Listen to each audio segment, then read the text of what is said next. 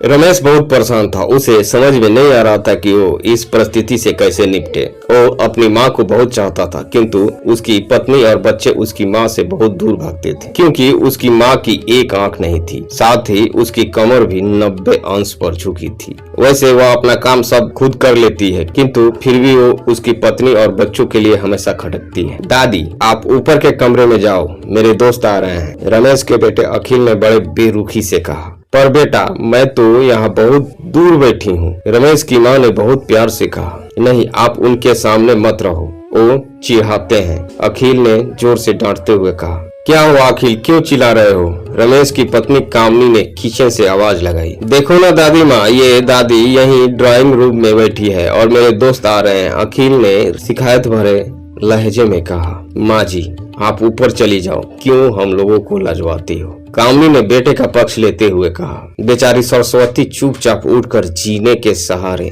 ऊपर जाने लगी। कमर झुकी होने के कारण उन्हें ऊपर चढ़ने में बहुत परेशानी हो रही थी, किंतु वो पूरी ताकत से ऊपर के एक अकेले कोने वाले कमरे में जाकर बैठ गई। रमेश बाजू के कमरे से सब सुन रहा था।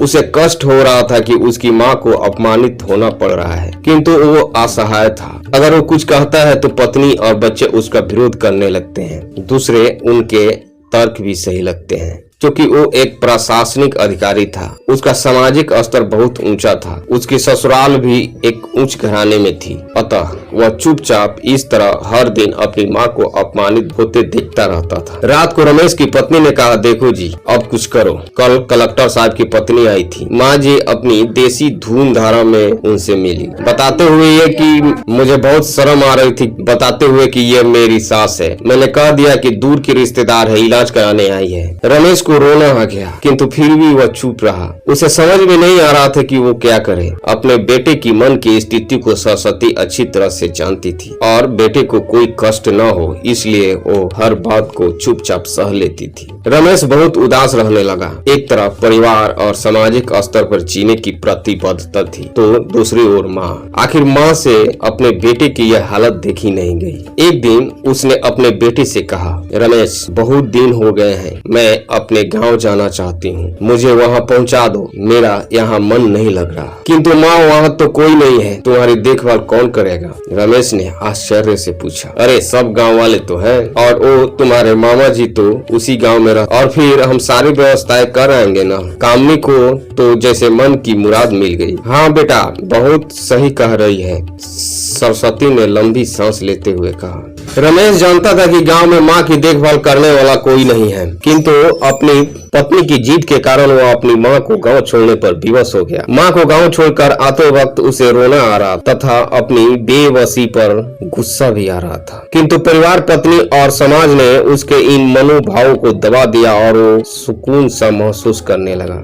कुछ दिनों के बाद उसके चाचा, जो अमेरिका में रहते थे, आने वाले थे। जब रमेश बहुत छोटा था, उसके पिता जीवित थे, तब वो भारत आए थे और उसके बाद वो भारत आने वाले थे। पूरा परिवार और आस पड़ोस बहुत उत्साहित था। अमेरिका से रमेश के डॉक्टर चाचा आ रहे थे। डॉक्टर विनय ने जैसे ही घर में कदम रखा, सबने मिलकर बहुत उत्साह से उनका स्वागत किया। क्यों रमेश, भाभी नहीं दिख रही, कहाँ है? डॉक्टर विनय ने उत्सुकता पूर्वक पूछा। जी, वो गाँव में रहती है, यहाँ उनका मन नहीं लग रहा, कामनी ने सपाट लहजे में उत्तर दिया। डॉक्टर विनय ने रमेश की ओर देखा तो रमेश ने अपनी आंखें झुका ली। डॉक्टर विनय सब समझ गए, बोले, कल हम भाभी से मिलने गांव चलेंगे सब लोग। दूसरे दिन सभी लोग गांव के घर में पहुंचे। देखा कि सरस्वती को बहुत तेज बुखार है और वो पलंग पर असहाय पड़ी है। डॉक्टर विनय दौड़कर सरस्वती के पास गए, उनके पैर छूकर रोने लगे। सरस्वती की यह हालत उनकी कल्पना से परे। वाह बेटा रमेश, तूने तो नाम उजागर कर दिया। अपनी माँ की यह हालत देखकर तुझे तो शर्म भी नहीं आ रही होगी। डॉक्टर विनय ने रमेश को लगभग डांटते हुए कहा। नहीं देवर जी, रमेश का कोई दोष नहीं है, मैं खुद गांव आई थी। सरस्वती ने अपने बेटे का बचाव किया। मुझे सब पता चल गया भाभी, आप चुप रहो। क्यों बहू, तुम्हें अपनी सास की कुरूपता पसंद नहीं है? समाज में तुम्हें नीचा दिखाना पड़ता है ना? डॉक्टर विनय ने कामनी की ओर व्यंग से पूछा। कामनी निरुत्तर होकर रमेश को देखने लगी। आज तुम जिस सामाजिक स्तर पर हो वो इन्हीं के संघर्षों की देन है। और बेटा रमेश, तुम्हें शायद मालूम न हो कि बचपन में जब तुम 1 साल के थे तब छत से नीचे गिरने के कारण तुम्हारी एक आंख फूट गई थी और तुम्हारी रीढ़ की हड्डी में भी समस्या थी। तब तुम्हारी इस कुरूप माँ ने अपनी एक आंख और अपना बोन मेरो तुम्हें देकर इतना सुंदर स्वरूप दिया था। कामनी बेटा, इतने सालों तक संघर्ष करके बेटे को प्रशासनिक अधिकारी बनाने वाली इस संघर्षशील औरत की तुम लोगों ने यह दशा कर दी। तुम्हें ईश्वर कभी माफ नहीं करेगा। डॉक्टर विनय की आंखों से अश्रु जलधारा बह रही थी। अब भाभी, आप मेरे साथ अमेरिका आएंगी, यहाँ इन स्वार्थी लोगों के बीच नहीं रहेंगी। डॉक्टर विनय ने सरस्वती से कहा। रमेश को तो काटो तो खून नहीं था। डॉक्टर विनय जो उसके चाचा थे, उन्होंने जो राज बताया उसके बाद तो रमेश को यही लग रहा था कि उससे ज्यादा पापी इंसान इस दुनिया में कोई और है ही नहीं। वह दौड़ता गया और माँ सरस्वती के कदमों में लिपट गया। माँ,